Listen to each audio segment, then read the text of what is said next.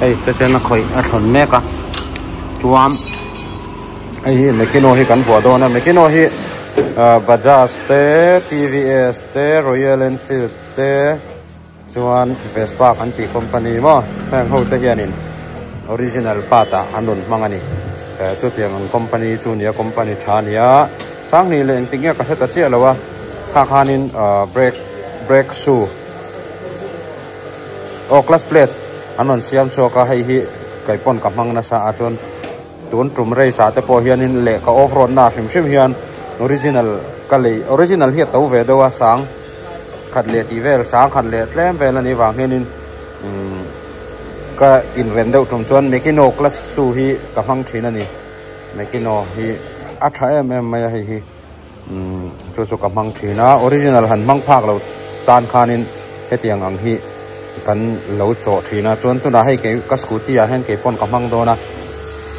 original a kan chuan hemi ai aset top hianin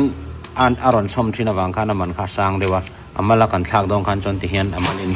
kan leya kan ti mai thina chon tu na hena class su kan thak do na chon hi Jupiter a chon hemi la ye hi ti kuak thina nga ya chu ti ni lo jam ya phui lu tu ka kong chawa clutch kan han tran vak khanin akang mai thina clutch ha te tem chon om thina chon hi original class su khalania chon ei Mekino company hian ka thak sin do na hei ka mang sin do na ni tuna hen taxi a two wheeler taxi hianin kan mang nol to a ni hi aman tlak ber tu ra ka ngai ania chon hei ka mang sinanga alo thaphian ani chon a thaphian anga hei taxi a kan manga engma feedback kan la dong lawa arei ve do hep to kan man nei cho kan chonin ti hianin hei kan mang sin do na ni nor mera ai class su tha da na nia class su hi a khoina hi zaru ka nia re tu man ron nei lo chuan class su khoi hi na mei lo ve deuh mai nia te po class su khoi thiam to ni hi han lu khong fai vek la ni hi face com tia ai hi hello la lok te ai lai ka dikem một tiền RPM masan khan tiền là cao ta nung làm gear khá té là van bel khá lút khá tiel tiel là chuan RPM man hiểm khan thì hiện lút ta nung làm khá pinian là liền ta chuan gear là liền ta thì này đúng không mà làm té về đúng không khan tiệt tổ cái gì này này giờ coi mò cái lai bearing thật lâu vàng hiền engine start zo nga roi rora riang deuh ka om ve thei ni chu kan seitala ni chu Mekino chu company original company supply tu an ni wang hianin NGK te po original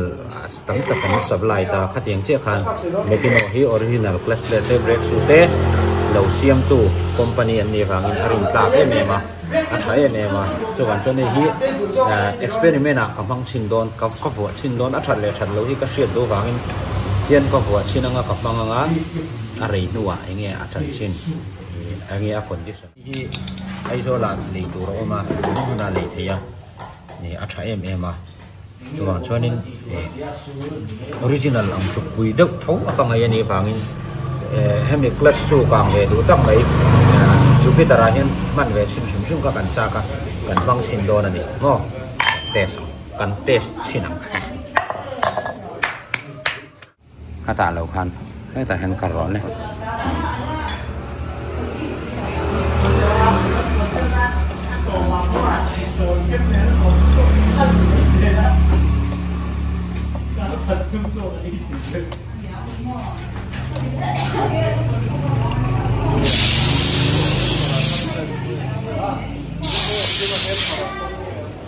vai vào con à, chỉ cần làm đồ na, aron phèn đen mà cần motor man.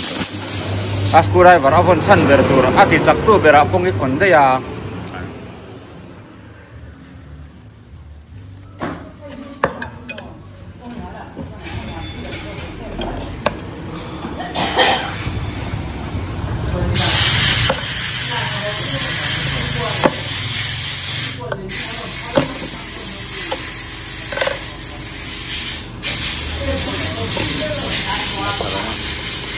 hả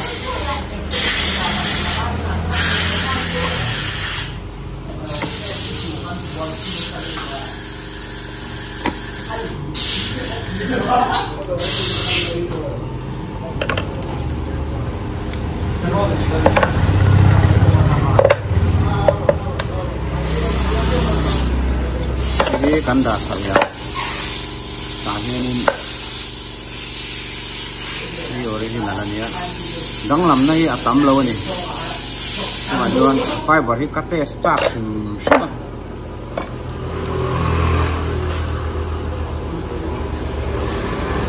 fiber thì khan cắn một xí na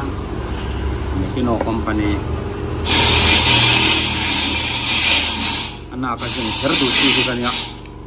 acha anh đồn thì acha này cho nên cái vợ xin năng acha chuang cái rồn đồ răng châu cái tiền cái anh ấy cái cái cái này cái nào coi là sample thì các con nuôi là break shoot thì cái tập hoa thì sample thì cái là xin là thì hiện các mang xin à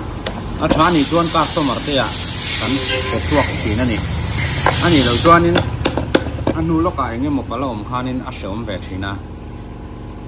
กันสั่นช่วงไม่ง่ายเราอัชาลุตุกมังไปคือกันที่ไม่ง่ายเราอันเตสขับปะจุ่มนัวกันดูทุสามาอันนี้นัวชักปุ๊บไม่กันเทียบยันนักนี่นะให้กันฟังกันเพียงโดยสว่างกันการสินะบอสเป็นเราดิ้งลบโรเราดิ้งชาลบโรvui vui thôi ngày tổ chiêu rồi không có khá sẵn vào đi chú sensor về là chiang lâu nhỉ miss sensor về thả mua mà lâu mà cái tiếng em là hẳn lằng mấy chỉ cho như lâu cái 27 em mà niệm lệ 27 này là tiền Gixxer engine hi 250 engine hi ada mấy nè tập tên sạc lô đó là chuan hay VT MT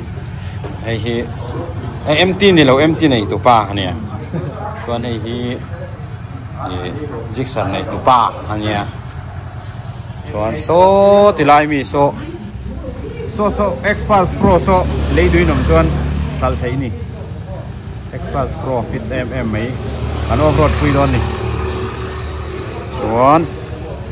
hiện in hay MT meter kha kan siama du thu sam chi lo le ka slim hi kan cha le dona color turin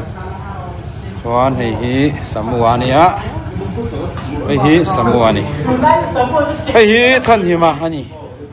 chan him te ya o i KTP kha ngai ni kha assistant member ni an pran sa kan vai khom pia i va buổi đầu về cái chỗ assistant member lòng cái gì lằng pha lên đi sẽ dùng lẹp mua mất tí mi lâu đi ôi lê cần xuân dâm lệ toang mấy kino ha tê ăn fit rồi lê ê lâu tay vector lo lâu fit vector này hi lê tê ăn vô rồi lê tê ăn vô không về xим rồi xe cái chú customer test scooty lâu cái scooty nha và nên tiền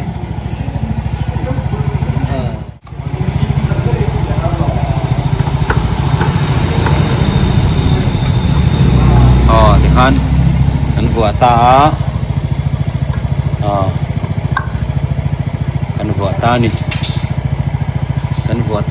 kan vừa ta ni bun uluk ro khala ke kha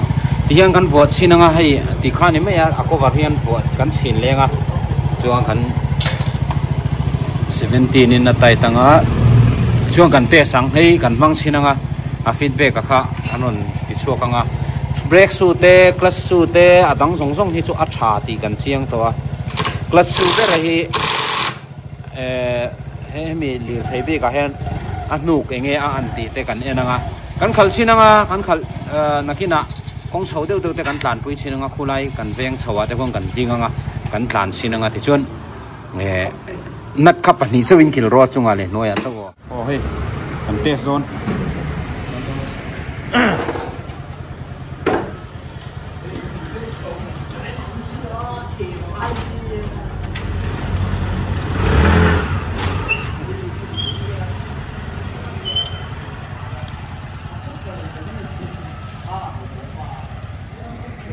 ơi.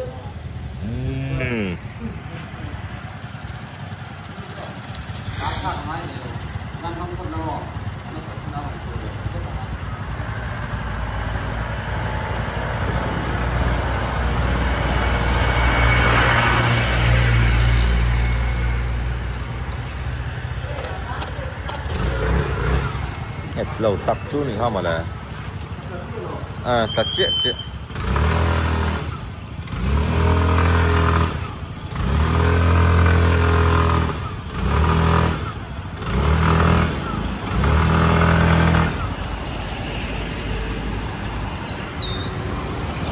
kan ngai tu min an tan si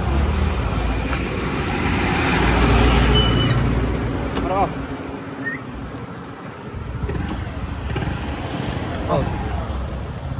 hầu mà GoPro kan mang lawa stable ang sumo telephone hin kan lock ani tunai sẽ color hình nát GoPro color nge mo iti ai iPhone color hình nát cái gì rồi kana hian iPhone 16 kan review ngal pokani ikha kan sei tel lock ani test indicator on de fa ngai nahi zero ko mangkara ania kong sawa hianin nga ang pesa apa pingseng robe number plate repeat thatangai number plate suk ve dak mai ne dai veng noi chho ne nei nang reng te sa han ti ve ka ka du sia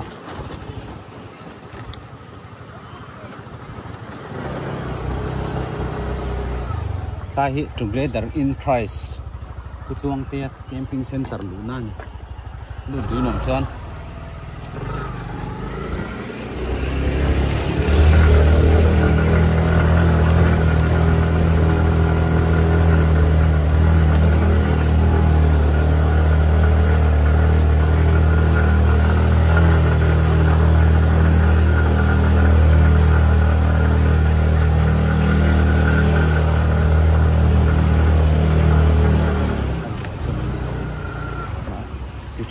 nghe khi lại workshop chầu han test mấy yang, pero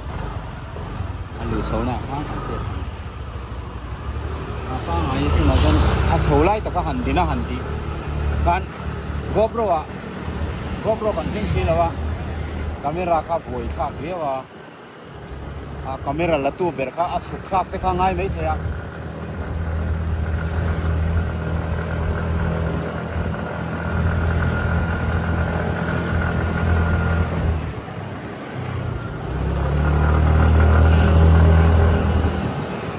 lo kang o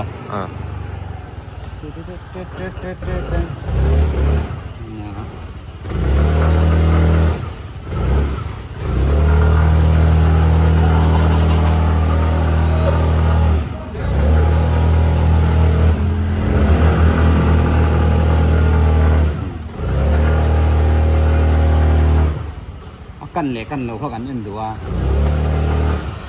kulai kan jo na ba kha suan thak ngai don sia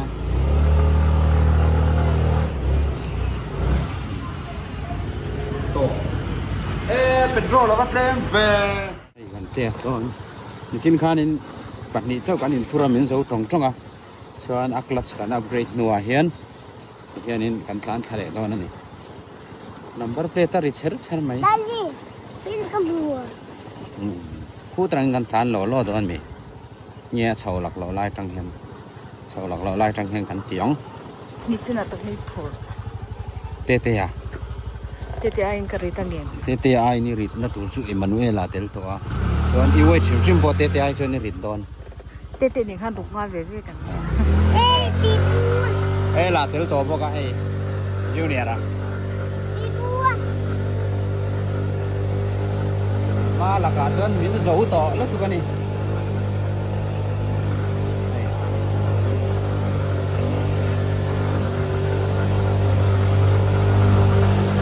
RPM sangin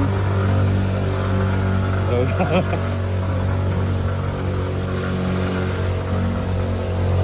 mà anh kia so baka bên gần rồi vậy là